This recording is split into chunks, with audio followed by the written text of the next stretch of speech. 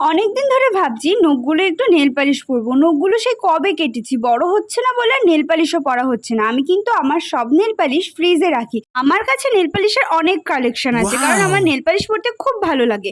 পড়তে বসলেই পড়া বাদ দিয়ে বাদবাকি সমস্ত কথা মাথায় আসে। কোথায় কি পড়িনি, কখন কোথায় যাইনি, সব চিন্তা ভাবনা মাথায় আসে। যেহেতু আমি নেল পালিশ পরিনি, তখন ইচ্ছা করলো যে যাক, একটু পড়া তো করবোই, একটু নেল পালিশও পরে নিই। তারপরে পড়ার একটু চেষ্টা করছিলাম, সামনে ক্যামেরা খুলে রেখে কি আর পড়া হয়?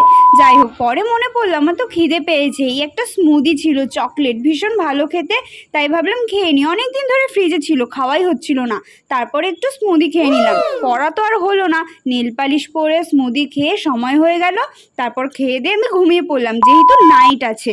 ঘুম থেকে উঠে ভীষণ ম্যাগি খেতে ইচ্ছে করছিল বলে দুটো ম্যাগি নিয়ে এলাম। তারপর নিজেও খেয়েও একটু টিফিনের জন্য নিয়ে নিলাম। যাই হোক, আমি নাইটে যাই, তোমরা নেক্সট ভিডিওর জন্য সাবস্ক্রাইব করে দিও। বাই।